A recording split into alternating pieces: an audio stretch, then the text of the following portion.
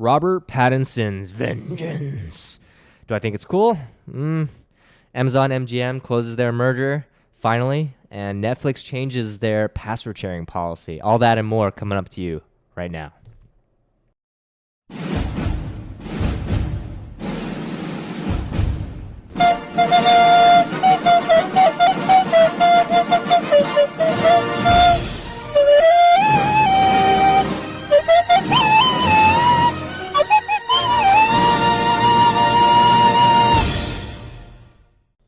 Hello, everybody. Welcome back. We are the Entertainment Business Review, the two smartest dumbasses talking about the entertainment business and what's going on. I'm Jordan. This is Brian. And we've got a few interesting topics to talk about that have come over the last few weeks.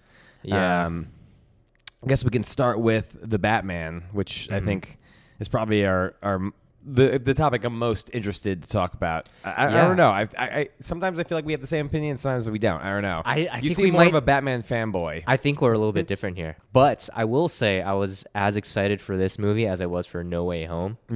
As a more diehard DC fan, this one was exciting for me. So I think from a business perspective, people were expecting it to do well.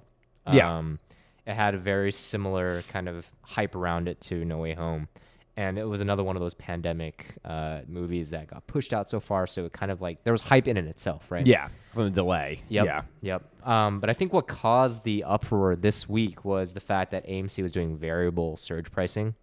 Yes. From what I understand, the average ticket price was just increased across the nation to account for the fact that people were likely going to pay more to watch this movie, which makes sense, right? Right. If you're a big fan, you're price inelastic.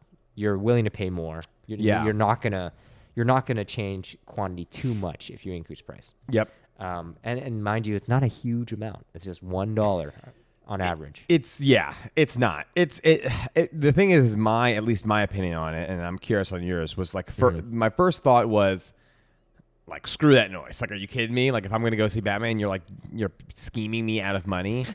Like, come on, dude. Like, I'm supporting your movie already. You're Ubering this movie? What? Yeah, you're punishing me for like going to your movie. Yeah. But then on the flip side, I thought, to your point, like inelasticity, like I'll pay it. Like, I'm already going to the theater, or right. I want to see the movie. I'm gonna pay it. Like, once we get into like maybe the $18 to like $19, $20 range, then I'm like, dude. But if we're going to like 15, 16, at that point, even 17 maybe, I'd just be like, you know what, there is like, a point, I guess. There definitely is a point. Yeah. But I read an interesting article that was basically saying that it discouraged people from going that were already like really not going to go anyway. But like it's a net positive because you get way more money from the people that were going to go no matter what. Right. And maybe you deterred a small amount of people, but not that many. Yeah. Like you actually didn't deter that many people. Somewhere in AMC, some econometrics nerd went back to the data. Data. Yep. Yeah, like the people that are going to watch this movie are going to come no matter what. They're going to be paying up to $50 if we really wanted to. So it's going to be a net positive. Yep. I think what's interesting is that like AMC isn't the first to do this. No, don't they do it in Europe or something? I mean, Regal and Cinemark, I think both did it for No Way Home, except they just didn't publicize it. They kind of like did it under the radar. Yeah. And so they increased the price for No Way Home, and they actually like knocked it out of the park because they got so much revenue from that movie. They were going to get it no matter what. Yeah, and then no one gave them shit for it, and then Adam Aaron comes up and does it, and they're like, oh, AMC, what the fuck? That's really funny. You guys are greedy assholes. Right? It doesn't make sense. That's really funny, actually. Yeah, and then when you think about it, the concept of price discrimination for ticketing for events, it's been around for a while, right? Like they do it for like live events. They do it for theme parks, right? Like Disney does it like, Tuesday is going to be super cheap versus a Friday, Saturday, Sunday. Yeah. So it's not a foreign concept, but it's just now coming out of the pandemic, and there's the whole like, are theaters even going to survive? There's like all this noise around it that it's becoming a big thing. I think the one last thing I'll mention about this is I think it's interesting what it signals to the market, right? Like if you have Batman, it comes out and it's like $18, people are like, oh shit, I guess it's gonna be a really good movie. Yeah, it must be worth this. It must be worth the money. And then another movie comes out and it's like $7, and people are gonna be like, I think that's always been the issue with variable pricing, at least in the United States, was because. Yeah, like if you're a studio and you say, hey, for this movie, this is going to be like $18 or whatever, and this movie is going to be $7. Right. Then the people who made the $7 movie are like, well, screw me. Like, what? Like, are you serious? How did you decide that? Like, yeah, I think this happened with like I remember this was around the time of The Big Sick. Do you remember that movie? Oh, yeah, I love that movie. Really good movie, but I think they were debating and they were like, well, it's a comedy. It's like a low budget. Like maybe we'll lower the price for it. And the star, I forget what his name is. Kumail. Yeah, this Kumail. Pre-steroids Kumail. Pre when he got yoked, yeah. He was like complaining about it. He's like, well, is my movie like not valuable? And it's like, it's a totally worthy question. Yeah, valid point. But like at the same time, it's like, well, I think you can easily value it as a budget. Like how much was the investment into this movie? If it's a comedy that didn't have a big investment, you could probably, lower the price for it. And I think it could be good in the fact that like superhero movies are more expensive, and then the movies like I think there are some movies that just wouldn't, like, people aren't going to because they're like, oh, I'm kind of interested in it, but I know it's going to be on like HBO Max or something in 45 days. Mm-hmm. It's just not like worth it to me to go. Yeah. But if it's like $10 for the ticket, it's pretty cheap. People might actually go to the theater, and that's right.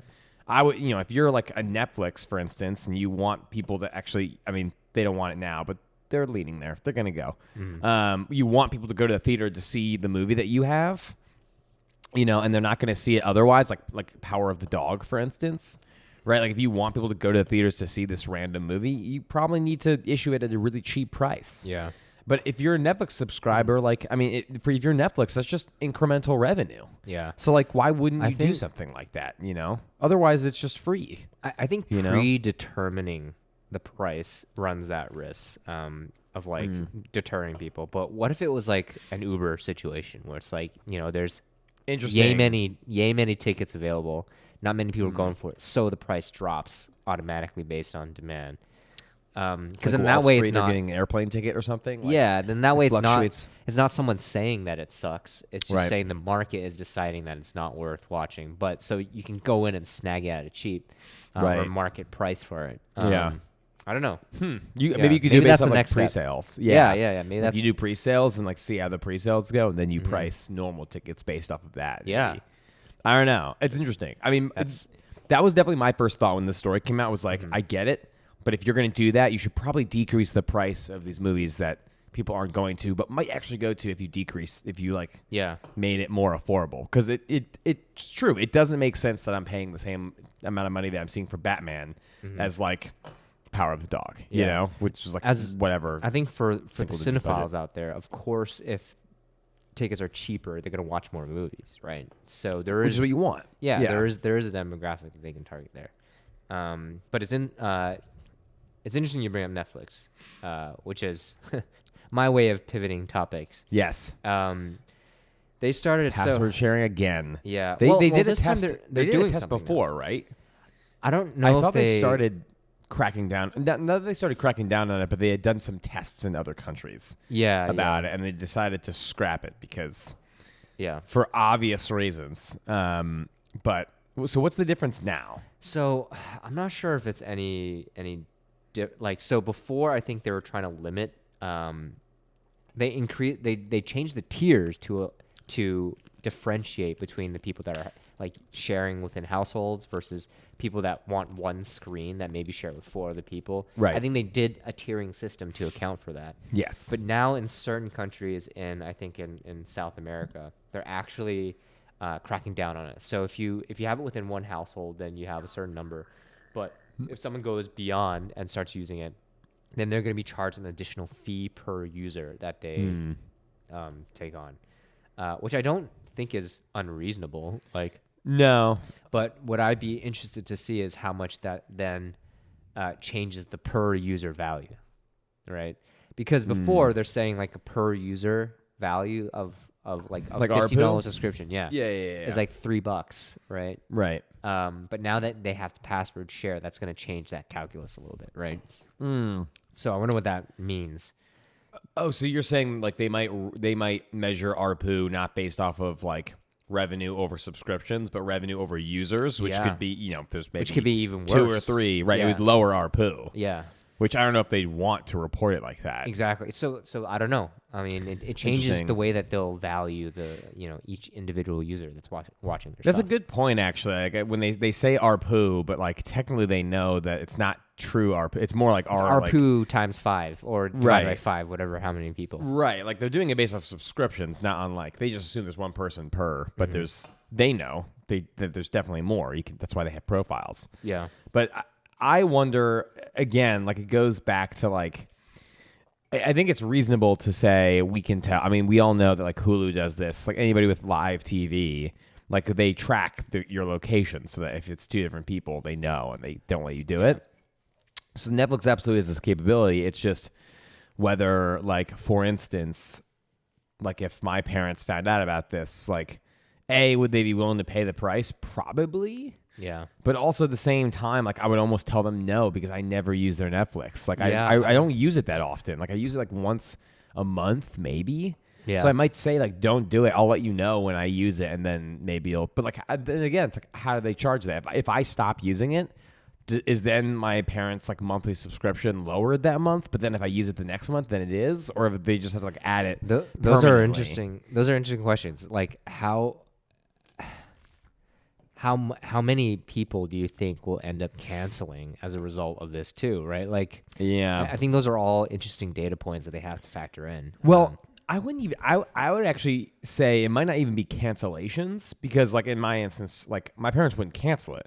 I would just stop watching Netflix entirely, and I would watch HBO Max and Apple TV, whatever. Right. So it would almost be more of a. I mean, people might cancel, but I think it's more of a less people will watch Netflix. Oh, total as a engagement result, total engagement will go down. decrease, Like yeah. subscriptions will watch less minutes per subscription because the ancillary people are just gonna be like, all right, I don't want to pay for it. Right. You keep your Netflix subscription, and I'm just gonna watch a different streaming platform. Yeah, that I the wanna people watch. on the fringes are gonna churn. Basically. The people that are there's basically gonna be like a ghost churn, where like the people who weren't paying but were still watching Netflix, which still helps Netflix, by the way. Like I mean, you get like online traction when people watch Netflix content. It helps drive word of mouth. Like, even if you're not paying for Netflix, if you're watching Netflix, you're actually still helping the company. Not as much as you should, but you are. So if Netflix cracks down on this, I think it might result in churn, but I think more it's going to result in less people watching. Yeah. Which is bad for Netflix, Like, they're not going to...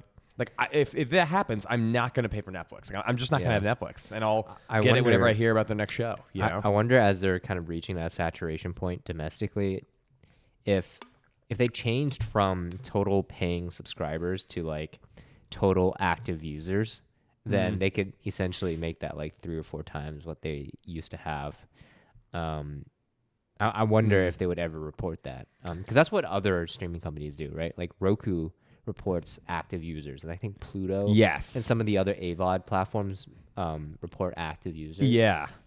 So I don't think Netflix will ever report that because. Well, like it's funny. Like the company that I have has a subscription service, and like something that you think about is like those subscribers that don't use their subscription. On the one hand, if you're like a nice person, you could email them and be like, "Hey, you're still paying for this. We notice you're not using it. You can cancel if you want." Or you're every other company, and you just say that's your fault. You're not. My dad was paying for AOL for like a decade after, email, like after Google. Like, he was paying for email? Dude, my dad stopped paying for AOL maybe 2 years ago. I'm dead serious. And I was like, are you freaking kidding me? Subscription for an AOL email. Wow. That he never used, but he just like, because he switched to Google a while ago, but he just like wasn't looking at his subscription. He wasn't looking at his statements closely enough. And then one day he was like, is that AOL? And I'm sure it was cheap, like $5 a month or whatever. But he's like, have I been paying for AOL for like a decade when email's been free for that's nuts that long? So like people just don't pay attention. So, I don't think Netflix is going to do that. I will say, funny enough, one of the companies that really impressed me was, you know what Nintendo does with their subscription? It's like $20 a year. It's like super cheap just to play online. And they, before your annual renewal comes up, they send you an email saying, hey, this is what we're going to do. If you want to cancel, here's the button, which is wild to me. And it definitely results in more cancellation. But at the same time, it's like, it's weird for a company to do something that's probably not in their best interest, but it's for the best interest of their consumer. So I think ultimately that's a good deal. I agree. People are going to be like, oh, $20 a year, that's not bad. I'll keep it. And then that's another year that they can count that revenue. Exactly. And that's exactly what I did. I mean, I never cancel it because A, it's not that much money, but B, I'm like, I'm so like impressed with Nintendo for doing that. And I'm probably not going to use this, but fuck it. I'll give them $20. Like, it's not a big deal. Yeah. But it's like nice to see a subscription service not like try to scheme you out of your money like they usually do. So, but like Netflix will never do that. I just don't think people are going to pay. I don't think the people who are not paying for Netflix now are going to get a Netflix subscription now. Like, I don't know. I think before they did, actually, early in their streaming history, I think in like 2014 or 15, they Netflix would send an email? They actually emailed a bunch of their subscribers and said, hey, you're not using the service, so we're just going to cancel your account. Oh. Yeah, they did this a while ago. I feel like I vaguely remember that, actually. Yeah. That's cool. And then they got hit by the street for doing that. But like Reed was like, no, this is the right thing to do. Of course the street was like, they just care about money. Yeah. But yeah, I mean, we'll see what happens. I wonder if they would, I wonder what data they will get from this exercise if they will roll out more widely and like what that's going to do to their bottom line. I think if they did this like maybe 4 or 5 years ago, it might have been different. But now you've got all these streaming platforms that are coming out with just as good, if not better, stuff.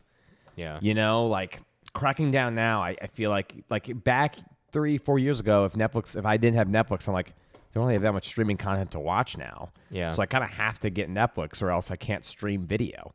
Now, there's plenty of options. I can survive without Netflix. Now that I'm thinking about it, they've increased the price so many times. They might be just factoring that in, like the fact that there's many users per account anyways. Maybe. Right? I mean, I wish we had the data to look at this, but I know. I mean, you could imagine that that's why they were doing it, right? Like the per user cost is increasing, so they're just increasing the price. Because they assume that there are like so many people sharing passwords, they just like raise the price regardless. Yeah. And they say it's because of their content, but yeah. Anyways, there's actually a pretty interesting HBS like case study that talks about Netflix pricing, which we never did in school. There are probably so many Harvard case studies. It's pretty well written on Netflix. Yeah, I'll send it to you. It's cool. Pretty interesting. I'd be intrigued by that. Yeah. So the other piece of interesting news is that the Amazon MGM merger finally closed. Yes. Which pretty much just means that the regulators gave it a green light because they did stuff with the transaction that said you can go ahead and kind of close that transaction. Yeah. I think it still can be blocked. Yeah, because the FTC is still going to look into they're still going to look into antitrust. Right. So that I mean, you could see litigation somewhere down the road, but they're good to go ahead. I don't understand I don't really get the. I can't pretend to understand either. Yeah, like why I mean, the problem with all this process is always people who just don't understand the business. They're like, this seems like a monopolistic move, and you're like, if you understood the business, you'd realize it's not. Like, they're getting more of a library for sure, but like Netflix already has a huge library. Amazon, HBO Max already has a huge library of content is a monopoly on its own because only that holder of the IP can monetize it. So they're individual monopolies anyways, right? Yeah. And when you're looking at Amazon, they can pretty much say that they're in antitrust with pretty much every industry in the US. 100%. So it's kind of hard to nail that down. It's true. But I do think like with this now, I think they have to start rationalizing costs a lot more. So before Amazon, before Prime Video was just kind of like an add-on, it keeps people on the platform. But now that they're putting so much into content, you have to rationalize it. Like it's part of a core business now almost, right? Right. Like you can't just say it's an add-on. It's not just part of the flywheel. It's like a big piece of it. Well, buying MGM, I think, was basically a statement saying Amazon saying we're actually taking this seriously now. Like it's not just like a side project we were doing. Yeah. For fun, like we're actually going to be a major player. And you've got that with them doing Thursday Night Football, and you've got Apple bidding for the NFL Sunday ticket. Yeah, big moves. Big moves, and I really don't know how Netflix act. I actually think Netflix is is going to turn into the underdog. If that happens, where Apple is coming out with this good programming, and they have like a deal with the MLB, and they have Thursday Night Football, and then Amazon has all their content, but then plus Sunday Ticket, and HBO Max is now merging with Discovery, so you've got that huge platform on their end. Yeah, and then you just got like Netflix. Yeah, and you're like, you were kind of cool when you were the only one, but now like all the other players are coming in, and they're kind of cooler than you. Yeah, and they're coming out with better stuff. Yeah, and Netflix is like, oh, but we got games. Like, we're going. Oh, thank God, you have the mobile games. Right, they do. Yeah, they got the mobile games and the merch store. Right, which like nobody like. I mean, I guess maybe some people are buying Stranger Things stuff and maybe Bridgerton, but like, what other franchises do they have that like are merchandisable? Like, not yet. Not much. The games, like, I don't know anybody that's playing the games. That's another thing that we didn't have on here, but that's interesting to talk about. Was Discovery announced that they're gonna merge the streaming platforms. Yeah, it's not gonna be bundled or too separate. I totally agree with that move. By the way, I do too. Such because a smart move. They have completely different demographic targeting. 100%. They're creating a whole. They actually said, I think it was the CFO, said that basically that Discovery tends to skew more like young women, and HBO tends to skew older and younger men, which I don't know if that's true. I mean, HBO has a lot of good shows also targeted to women too, but Discovery, like with reality TV and stuff, like HBO's not really gotten into, so, and the cooking shows and stuff like that. I think it would be a good compliment, and then they can charge $20 for it, and it's basically, I think it's a very, very good idea because not a lot of people would have bought Discovery Plus, but they will pay $4 extra for HBO Max just adding on Discovery Plus content. People will be like, yeah, sure, fine.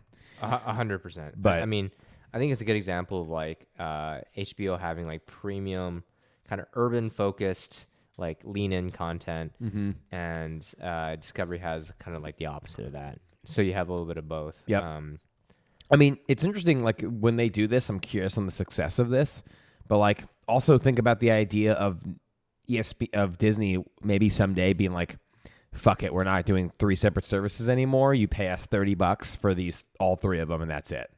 Then it's going to be like Disney, ESPN Plus, maybe Hulu just becomes Disney Plus adult. Yeah. And that's it. And you pay like $25 for all of these. And you kind of just like force the consumer to buy the bundle or get nothing. Yeah. Frankly, I think a lot of consumers would be like, yeah, screw it. It's a lot of content. Yeah. It's like a utility now for the me. reason why they don't separate it is that Hulu had made a really conscious effort to differentiate the brand so much that they can't just get absorbed, which is a smart move, right? It makes for sure Hulu, it makes sure that they survive. But for Disney, if you're like the Disney corporate, the consumer wants simplicity, and if you like. If you said like, hey, if you want Disney content and and you want ESPN content, you want all this stuff, you need to just buy it like for $25, all of them or nothing. And I would, consumers might be a little bit mad, but they'll do it. They'll pay it. Yeah. And it'll just become a utility at that point for them. They'll be like, this is just something I need to have TV and movies. It's funny for me, like HBO Max is so good that like I'm not willing to let that go no matter what. Yeah, it's become like a utility for you, right? Yeah, like exactly. It's become like if I want to watch TV or movies, that's the platform I'm going to go to. Right. So at this point, like it's one of those charges that just goes into your bank account and you don't even think about it. Like Spotify is for me, like Spotify, it's just like a necessary part of my life, or I can't get music. So, I think. Do you have Hulu, by the way? I do have Hulu. I actually get it for free with Spotify, like through that student scholarship or whatever, the student like partnership. I guess they They're didn't add-ons. Yeah, they didn't figure out that I'm not a student anymore, so I'm still paying. Don't you love it when there are programs like that where they just have like a lack of control in the back end? They don't realize they just haven't put enough effort into like monitoring that. It's such low priority for them as a company. That used to be the case for Amazon Prime, and then now it's not the case. They figured it out. Yeah, they figured it out. Fucking hell. I know. I mean, I am a little bit worried it's gonna get fucked up because my school email is like they put it offline like last week. Oh. So I'm wondering if Hulu's going to notice and be like, wait. Yeah, if you forget your password, you're fucked. You can't retrieve that shit. Yeah, I wonder if Hulu's going to like catch that. But I don't know. Either way, yeah, I do have Hulu. Hulu comes out with some great content. I just, it's just not my go-to. I like the anime on there. They have really good anime on there. Which we might be pulling a lot. Futurama. And old Futurama. Yeah, they have a lot of like the adult cartoons from like FX. Oh yeah, it's great. It's great. They have a lot of good stuff on it, but yeah, I don't know. I mean, I never use Disney Plus. I really never use Disney Plus. I only use it when there's a PVOD release, pretty much. Yeah, exactly. That's about the only time. Yeah. Isn't that like new Panda movie came out? Turning Red. Yeah, it's been out. Did that get released on? Was that released on Disney Plus for free? I think so. Okay. Yeah. I wasn't sure. I knew that's what they were doing. Usually with Pixar it'll say movies. like Premier Access or something. But I think this one went straight to streaming. Yeah, I think they've been kind of doing Pixar a little dirty recently, where they just give Pixar they just like throw Pixar movies on the platform for free with a subscription, and Pixar employees are like, I mean, it's Pixar, man. Like, really? Like, you're just giving it away for free? And Bob Chapek will be like, no. It's like we want to give the Disney Plus subscribers a lot of value. Dude. And you guys are very valuable, but it's like when you're dropping, what is it? Like Raya, like Disney Plus subscribers have to pay $20, right? Yeah, this is kind of interesting. Like all these movies recently have been kind of Asian focused too, when you think about it, and they've just been experimenting with everything. And then Bob Chapek got Turning Red, Mulan, Raya. Shang-Chi. You think this is just kneeling to the feet of China? Be like, please give us your money? Maybe. But Bob Chapek got a lot of shit for saying that, like, oh, we're experimenting with this movie. And then Simu Liu was like, oh, what the fuck? Why would you experiment with like such a great Asian-focused movie? Wait, which one? Oh, Turning Red? No, Shang-Chi. But they seem to experiment a lot with the different release like processes. Oh yeah, which is interesting, but that's neither here nor there. I mean, we could also get into like, which we don't have to do because it's just political, but like the whole crap with going on with Chapek on like the Don't Say Gay bill, like wild stuff he has to deal with. Like it almost makes me not want to be a CEO. I'm like, if this is the kind of stuff, like it's not even a part of my job, and I have to deal with this, like that's not entertainment related. Like I just want to focus on entertainment. I know it's greatly political, so I'm not going to touch it. But yeah, we shouldn't. That is the kind of shit that Disney has to. Yeah, they have to. They have to, but it's because they play on all sides of the field all the time. So how are we going to balance that? Yep. It's tough. It's definitely tough. Yeah. But so on a topic that we can't actually address, we should probably end it there. Yeah, fair enough. Also, interesting thing that because I haven't been on Disney Plus in forever. They have this thing where like if you click on a profile. They say access parental controls because they're putting on mature content now. So you can change. They're like making you create a pin. Are there mature content on Disney Plus? Yeah, I think they're starting to add mature content on Disney Plus. Huh. Like that's interesting. Are we talking like PG-13 mature? Or It are we says talking TVMA. Oh shit! And they said like your content rating is now potentially some booby. Ooh, I might have just messed this up for my dad. Actually, I might have just made the profile his kid uses mature. I mean, your dad's gonna be like, "Oh fuck, did I have another kid?" No, but that's weird that they have a mature filter for their content. Like, what is considered mature and not family friendly? Yeah, that's strange. Interesting. Maybe we should delve into that a little more. Later. Yeah, maybe next time we... they got cheap. Interesting. Yeah, they have Cheaper by the Dozen, the new Cheaper by the Dozen. They made that into a theatrical movie, and it's just on Disney Plus now. Oh, yeah, I saw ads for that. It's fascinating that they're doing... It's fascinating that they're doing that. Like, I mean, they know how much money is to be made in theaters. Like, I guess you should have picked which movie you wanted. Yeah, that's the name of all of this, right? It's experimenting to optimize revenue. Yeah. So they're just kind of fucking around and trying to figure it out. I think there's also like, I guess this idea, and it's hard to measure it, but like if I'm not paying for Disney Plus, but I still have Disney. Sorry, if I'm paying for Disney Plus, but I'm not watching Disney Plus, but I'm still paying for it, I'm technically just as valuable as a consumer. Like, just from a pure financial standpoint, I'm just as valuable as a consumer who watches a lot, but still pays the same amount as the person who doesn't use it. The only difference in value is the potential of me canceling later.